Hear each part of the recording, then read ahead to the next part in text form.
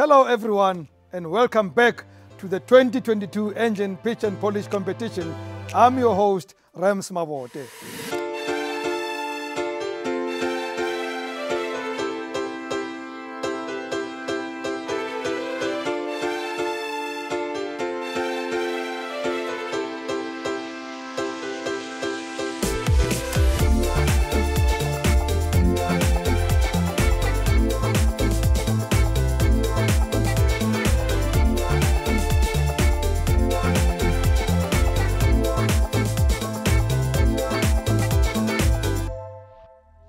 Later tonight, we'll be seeing our two remaining contestants from the Green Group pitching to the judges.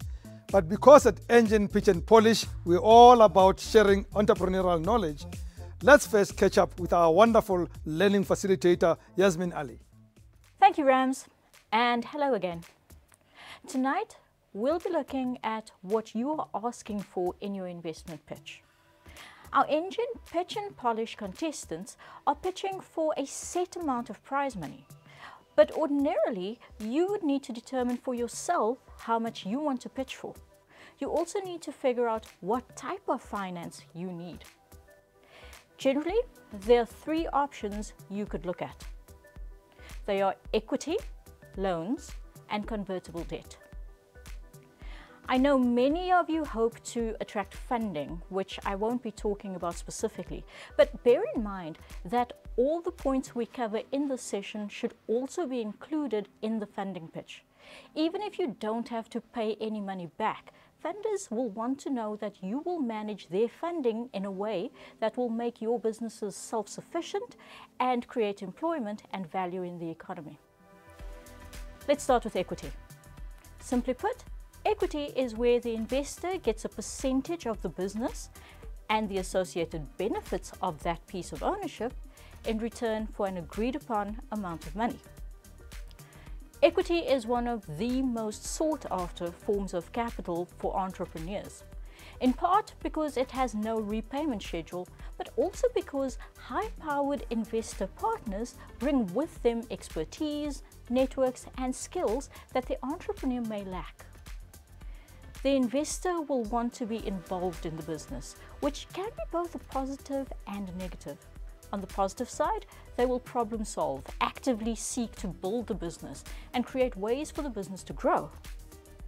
On the negative side, if you have put your blood, sweat, tears, and sleepless nights into this, you may find an equity partner overbearing. Investors will also often base their valuations on the numbers, while the entrepreneur will look more towards the potential of the business. If this gap can't be closed, it can become a clashing point. Unfortunately, I don't have enough time to cover the other two types of finance in this episode, but if you want to join me for the rest of the session, please head over to the Pitch and Polish YouTube channel, where I'll be getting into loans and convertible debt. I hope to see you there later. Over to you, Rams. As always, thank you, Yaz. Let's take a quick look at our competition standings before we head into the pitching arena. Last week, we lost Claire Lewis from the red group and saw Lucky Mnigati take the first spot in the semi-final round. Tonight, our green group contestants, Palesa Mutaung and Thabiso Sebata, will face off for that second coveted spot in the semi-finals. Finally, we have Nothando Kowa and Luvo Gukwana still standing from the blue group, and Victor Sables and Bati Lestona from the yellow group. Remember, if you want to win one of this year's incredible viewer prizes, here's a big hint from me. Pay careful attention to what is shared in each pitch. Don't make me say I told you so. Our first contestant for tonight is Thabiso Sebata from Gauteng. His business is Start Media. Oh, another beautiful outfit. Thank you. Another +5 creation. Great. And you looking a little like me. Yeah, okay. Pretty. There's not much to say about this. At least there's one beauty amongst us. Thank you. Let's bring in Thabiso. Hi, Thabiso. Hi, judges. How are you feeling? I'm excited. I'm looking forward to this round. You've got something there on display. What is that? It's just how you look when you are on our platform. You're very happy that you are finding those right images. All right, so an artist, a businessman, and a comedian. All right, Thabiso, 5, 4, 3, 2, 1, pitch and polish. Hi judges, my name is Thabiso Sebata from Kasi Images. Elon, Bulela, Ellen. I'm sure your marketing team struggles to find that authentic South African image, and we are here for that. And a lot of other creatives out there are struggling. Kasi Images is an online platform that specializes in selling authentic South African stock images. Whether you are looking for Umjita, doing a shop or a Goko selling fruits, or a taxi driver on his phone, this is a platform for you. I have over 15 years experience as a graphic and web designer, and I've had this pain firsthand. We are targeting small to large design agencies and corporate marketing teams. We offer free trials and paid subscriptions. Our paid subscriptions range from 2,500 for 25 images all the way to 9,500 for 100 images. By 2023, we want to have 10,000 images on our platform across different themes, from lifestyle shots to landscapes. It costs us 8,500 to put a shoot together. This covers our photographers, models, makeup, and catering. By year 1, we want to have 40 subscriptions from the target market we have identified, giving us an annual revenue of 587,000, profits of 267,300, and on the worst case subscription of 2,500. But in order to get this, we need the investment of 650,000, which will go towards our photo shoot, which will give us the 10,000 images at 340,000 rands. The balance will go towards our sales, activations, equip online marketing, legal contracts and advice, and our team. With this value investment, we will pay it back in 2 years. Thank you. Thanks, Thabiso. Bulela. Thanks, Thabiso. That was short and sweet and to the point. From a question perspective, since your last pitch, what have you learned here that you've immediately implemented in your business? I had to come to a realization that for this to really work, I have to be the person that goes and knocks on those doors. So I'm not going to rely on any sales team. I'm going to be the person that sells this. Great, thank you. Alan? I just want to quickly get a reminder, how many subscriptions did you say you wanted to sell between now and, was it 2023? By 2023, we want to have 40 subscriptions. Okay. So I guess my question is, how are you going to do that? So what is your sort of go-to-market plan? So I think I resonate with the need and with what you're doing. I just don't know how Thabiso is going to get himself out there and get the scale that you need. All right, so there's a lot of different ways. We will use online marketing as one of them to just spread the word. But more than anything, we've identified that there's 943 agencies in South Africa, and most of them are here in Gauteng. We have 594 here in Gauteng, 255 in Western Cape, 94 in KZN, and we're only looking for 40. So we will knock on the doors, we will invite them for an activation where we get to present ourselves to them, share a meal, and see if we can sign them up. Okay, great. So the 40 subscriptions, you said you worked in a worst case of, was it 2,500 Rand per subscription, is that right? Is that per month or once off? Per month. Per month. I'm just trying to do some mental arithmetic. I think that's about 100,000 Rand. So that would give you 1.2 million Rand a year in terms of turnover. Can you give us a sense as how is your overhead made up? So what are your sort of, I know you've got the cost of creating the pictures, and I know that's where you would want to allocate the 650,000 Rand. What are the sort of monthly costs associated in your business? All right, so we have salaries, that's our admin and our web developer, which comes up to 220,000 a year. And then we also going to be having a co-working space, which will cost us 30,000 a year. And then bank charges, of course. We have an online platform called Equid, which is 15,000. We have digital marketing that we were going to pump. I know I can stop. You can stop there. Okay. Thank you for sharing it with me. I know you've thought it through. I can see from the detail. Good pitch. Thank you. Thabiso, my biggest issue from the last pitch and this pitch is, Thabiso too is also a photographer, also a comedian, takes brilliant photographs, equal to yours, if not better.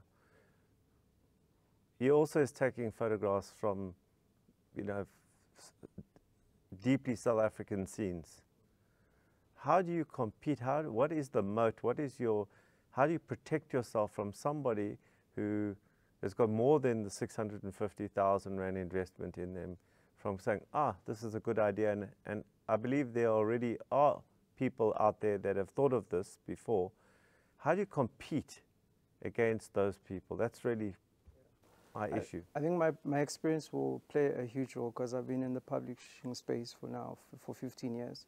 And as a designer, you have an eye. There's things like white space that needs to be there. But they're equal. I'm saying you're going to your skill level. Yeah. And I'm saying that the skill level is at a individual level. Investors don't like to invest with you. Yeah. They like to invest in the business model that you run. So they're definitely backing the jockey, but it can't be about your skill. Yeah. So I'm asking if there was, I know it might be hard for you to imagine, but imagine there was somebody even better than you. How do you compete against somebody better than you from a technical point of view? I think we always seek to improve and to engage with our clients and to find out what they really want. And I think that gives us a step ahead all the time. So I'm always collecting briefs from prospects and asking them what images are they struggling with, communicate that with the local photographers and deliver that. So we will always be listening and giving an ear to our clients and try to find out what is that right image. So I think from that place, we will always be playing ahead. Okay, I've been listening. You may leave. Thank you. Thanks. Thanks, Thabiso. Thabiso. What do you think, Boleta? I'm impressed. I think he's improved his pitch. He was very eloquent in sharing the numbers and his business, how he would run it, what he would need, how would you use the 650. I think what he has is definitely different. I disagree with the comment in terms of other photographers. I think he's beyond a photographer. I think he's a business owner who's found a gap to use photographers, potentially, but to really close that gap in the market. So I'm very impressed. So as I said to him, the need is easy to relate to with the type of organisation I work within, and I thought he had a tremendously good pitch. I think it was a good pitch relative to last year. I think what I'm struggling with a little bit is that there is a vision there around, the 40 new subscriptions, but it doesn't feel like it's vision enough. I actually think he could be thinking a lot bigger, because 40 subscriptions a month, in the worst case of 2,500 Rand, to generate a turnover of 1.2 million Rand a year. It's a great start, but I'd love to have gotten the sense as to what the bigger picture is, how he becomes a significant player in this type of arena. That part was missing for me. Yeah, so I mean, I hate to disagree with you, but I think his pitch was actually better prepared, but he read it. He was rocking up and down and reading it. So that means it didn't come from inside. It was coming from external. So that's number one. And number two, I've seen these businesses before. I've seen these businesses before. It might be new in this environment, but I've seen this before. And there's a lot of people whu believe. In fact, in Racecorp, we've had one of these individuals who didn't succeed for exactly this. The reason is that they were completely washed out. They couldn't. The corporates were saying, well, I can just get my photographer to go and get those, and it would be cheaper. So he hasn't solved that problem for me. I wanted to see him solving that problem of competition and saying either I'm going to hit scale bigger, which would solve that problem too. That's what I wanted to hear.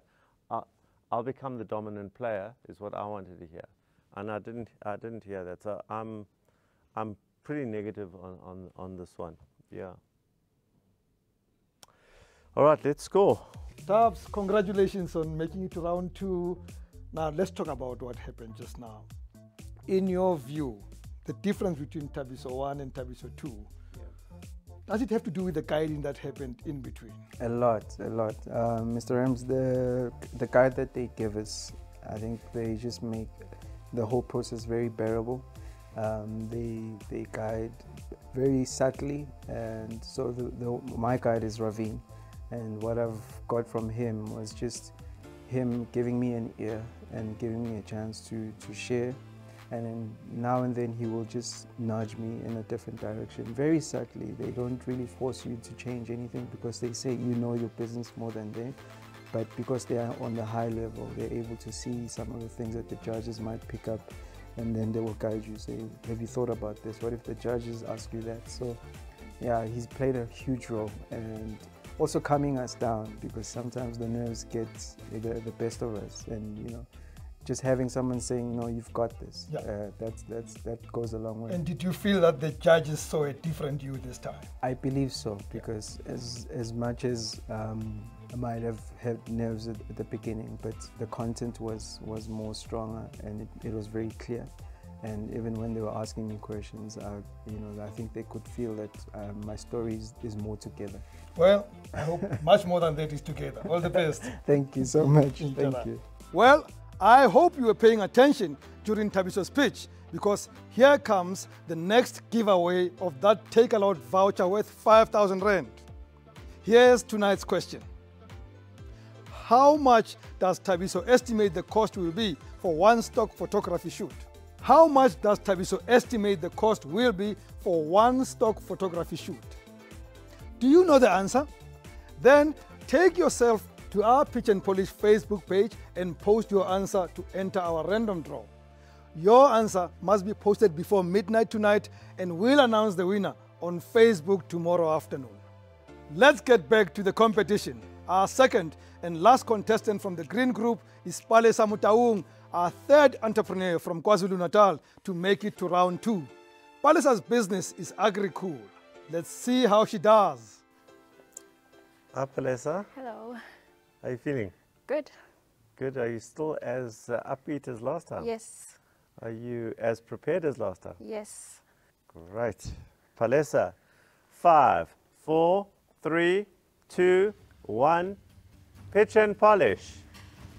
Hello everyone. My name is Palesa, co-founder at AgriCool. I'm back to complain about how expensive food is becoming.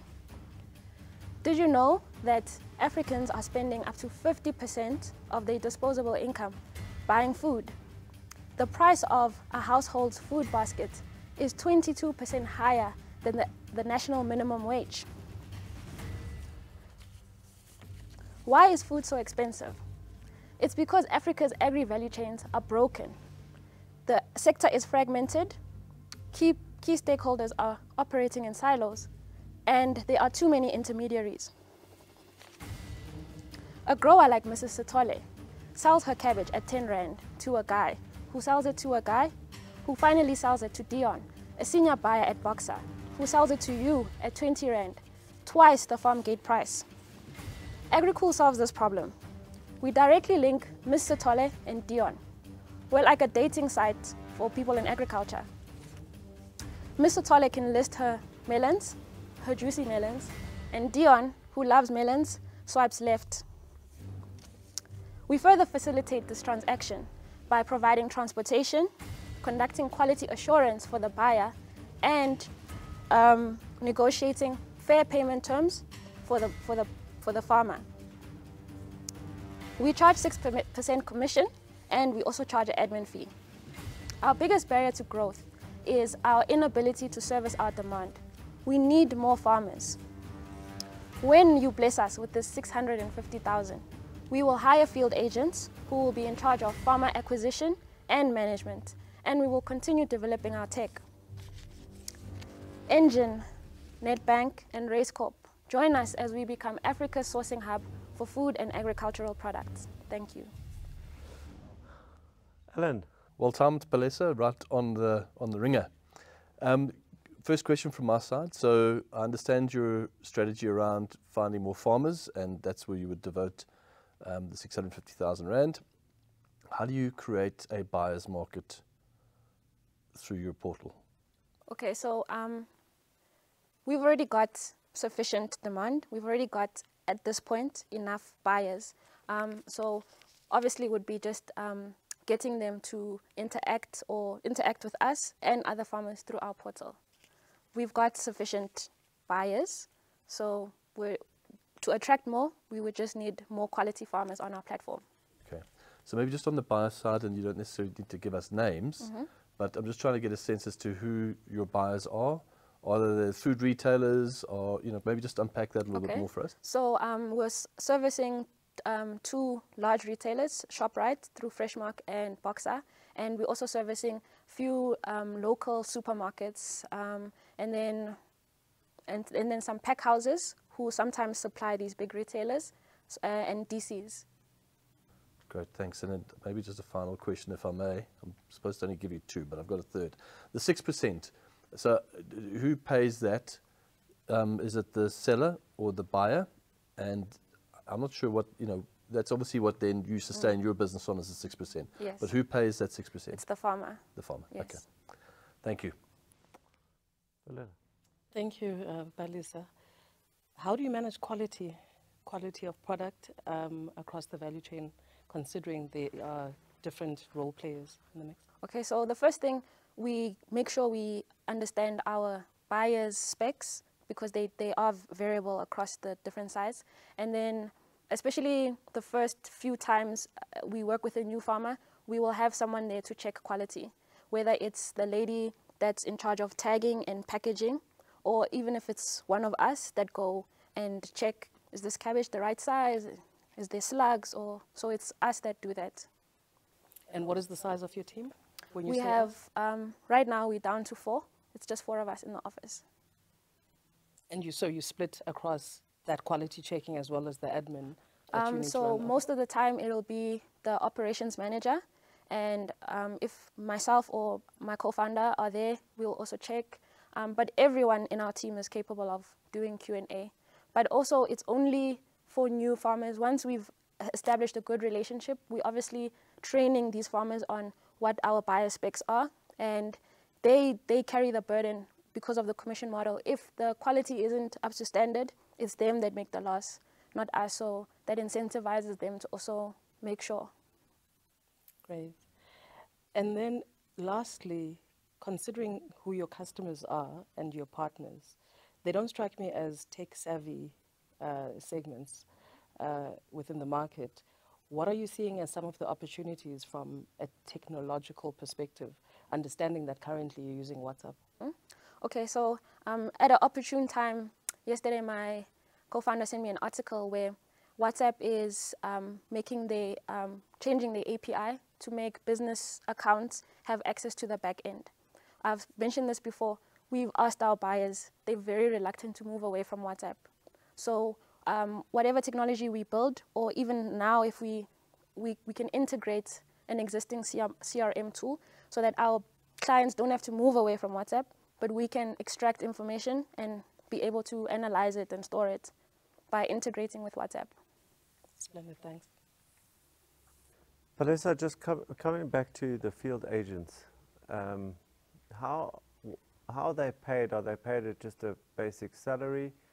And how, I'm trying to work out your cost of acquisition, if it's worth what you pay for a field agent to acquire how many farmers. Because if you've got one field agent acquiring one farmer every 3 months, it won't make sense. So at what point does it make sense to have the salary of a field agent? Okay, so a field agent, yes, their primary role is for farmer acquisition, but they're also going to do quality assurance. So that's another job that even when they're not acquiring, that's a job they do every day. And they also help the farmers navigate. So also to answer your question, one of the jobs for the field agents is also to help farmers navigate this technology. We will give them a fixed salary, but we've seen other competitors also give a team of field agents an incentive of commission based on meeting targets. So we're not going to just make it based on commission, but they have other roles besides farmer acquisition. Just coming back to I'm just stuck on these field agents and your 6%. In the 6%, you're saying, you said to Alan, comes from the farmer, but how do you know you're going to get paid from the farmer? What is the disincentive in the model if the farmer doesn't pay you? Okay, so the buyer pays us, and we minus our 6% and pay the farmer. Okay, so it's coming via you. Yes. And is 6% market related? Is that, you spoke about competitors. Yes. Is that the market? Yes, so the highest that any of our competitors would charge is 8%, but a lot of them are charging 4%. It depends also on the type of produce. If it's grains or less non-perishable, it goes even lower. But for vegetables and fruit, it goes as high as 6 to 7%. And now this is the last but tough question. What's your turnover right now? What is coming through you right now? Okay, because it's winter, it's back down to 600,000. A month? Yes, a month. Okay, so 6% of that is 36,000 Rand. Yes. That's right? Yes. Right. So, and in summer, what is in summer, we went up to 1.4 million in March. So 6% of that is around 84,000. 84,212 Rand and 7 cents. So with your 4 staff, and I assume that you had maybe 5 or 6 staff there, can you sustain yourself on 36,000 Rand effectively GP? Okay, so no, we are currently not breaking even. We want to reach around 3 million, so we can make up around 210,000. But we have other smaller, I would say if I add our markups on our admin fee that we charge, also marking up a little bit on storage and packaging, we could go to about 7.1, but we are not breaking even. That's why we're chasing more farmers, so we can reach 3 million, 4 million, and have enough to finance our OPEX. Vanessa, thanks. So some grilling questions from all of us. You handled well. You may leave. Okay, thank you. Thanks. Thank you. All right. So Alan, the numbers go. I mean, the numbers obviously are challenging. She acknowledged herself she's not at break-even yet. Break-even's going to be, the way her model works is strictly a function of getting great amounts of turnover through there. I think she's got a plan that she can achieve it, so I have a lot of confidence in their ability to get to that scale. I felt that this time around I didn't get the same level of positivity in her meeting of this time round as in the first time round. And maybe it's because we've understood a little bit more about her business. But still got a high degree of confidence in Palesa that she can pull this business off. Your thoughts? She was more comfortable this time around. She had her speaker notes, but she hardly used them, which I hope answers your concern of the last candidate who spoke from external versus internal. Still confident in Palesa. She knows her business, and I think she's best equipped to run it. Yeah, for me, I think, I enjoyed the fact that she used a schema, like that we understand, or a metaphor of a dating. I thought that makes it very simplifies what's going on in your it's a dating site for farmers and buyers. Yeah, I think she knows the numbers. What I'm concerned about is the cost of acquisition. Is that to me, when businesses start to scale, the cost of acquisition is the thing that kills those businesses.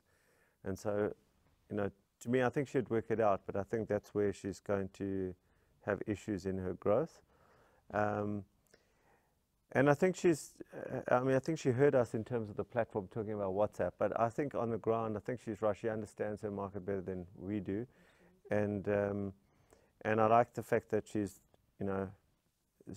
brought that other information, that there could be a way to have the best of both worlds in terms of using WhatsApp in a more commercial way. Yeah, so, yeah. But actually, I felt, just to be honest, I felt that she was better last time from a pitch point of view, from a delivery, than this time. But the content was better this time, if that makes sense. I feel the same way, yeah. Yeah. All right, let's score. Pallis, I found you to be slightly different from the Pallis I saw in the first round. You seemed to be more serious and less enterprising. What was happening? I was a bit nervous today. A few pauses, but I felt good when they were asking me questions. So hopefully I made it up at that part. Well, to me it appears that actually you were focusing on the business this time, even though I thought it was subdued. But it would also mean there was a lot of guiding that you got to then focus this way. Yes, yes. Talk to me about that. Yeah, so last time I did get compliments on how I presented, and unfortunately, even though I had the idea of doing that again, I didn't focus on that. But yes, there was a lot more focus on our business, me explaining our model, and just explaining how we're going to integrate tech. So maybe I was just more focused on answering those questions. And that advice would have come from your guide? Yes, it came from my guide and also from my co-founder. Well, you seem to be doing well so far, and I even saw you in the media recently. Yes. Well done. Thank you, thank you. Congratulations. Well, we hope round 3 is beckoning. Yes, yes. Amen. All the best. Thank you. Cheers. Greetings again, judges. You know, I found that round 2, both these contestants from the Green Group were less animated and more officious. And I suspect because they tried to impress you, Bulela. I would agree with you. I think they were very much about the business of the day. I think they were very prepared. They knew what to expect. They've done it before, and it was a notch up from the last round. Would you agree, Alan? Is it good or bad? I mean, personally, I find that it also helps to be animated. Yeah, I think it's good. They did listen, I think, to the feedback that was given in the first round. They certainly, I think, had a better grasp than the first round on some of the facts and figures. I guess for me, what I'd like to see more is sort of more vision, you know, more what's the big end game. And so maybe we'll get some more of that in the next round. Well, speaking of facts and figures, I'm not sure whether we had to go down to the 12 cents at some point, Alan, but were you happy with the figures that as they were presented? Yeah, just overall, I thought the pitches actually, I felt from a delivery point of view were really both were better last time than this time, but the content was better this time than last time. And that included they knew we were coming after the numbers. I think they've picked that up and they've included that and they were prepared for that. So I think there's a lot more work to be done with both of them in terms of understanding their numbers, specifically what happens when a business grows, because that's the vulnerability that most entrepreneurs don't anticipate. They think, oh, well, it's all going to be the same, and they actually collapse in the growth. There's a saying in entrepreneurship, more entrepreneurs die from indigestion than from starvation. It's when they take on new business that they die, because they haven't thought of margins and what happens to margins, to cash flow, additional overhead, etc. And I think that's the lesson for both of them into the future. They'll both grow, but that's the thing that they have to think about most. You've left us with something to digest, and thank you very much for that. Now is the time to find out who's leaving and who's staying. Palesa, Thabiso, welcome back. It's that horrible part of the competition where one of you has to go. So who's it going to be? But before we make that decision, we want to give you some constructive feedback from our beautiful judge on my right. Thabiso, Palisa, thank you. Marked improvement from round 1. Areas of improvement include the fact that you need to consistently remember the fact that you're presenting to people who will invest in your business potentially. So we missed the scalability of both your pitches in terms of from where your business is now. How are you scaling it up? What are the measures you're putting in place to really ensure profitability? That was missing from both of you. Thabiso, I think from your side, In fact, for both of you, big picture, what does great look like in 3, 4, 5 years' time? You focused very much in the now and then next year or two, but big picture, what does great ultimately look like? So we can buy into that picture. That was missing. On the whole, though, it has been an improvement from last time. Yeah, so let me start off with you. We'll start ladies first, Palesa.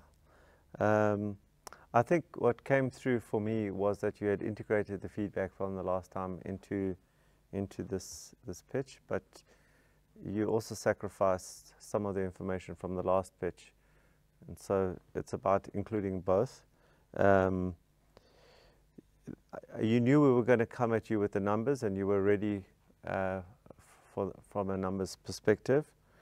And your storytelling capability, it impressed us last time, and I think it impressed us even more this time. And creating that metaphor that people could relate to, so they understand what you do very quickly. I thought that was very powerful. Thabiso, once again, your numbers were like faultless. You knew the numbers, and even when Alan came at you, I was quite impressed that you knew those numbers.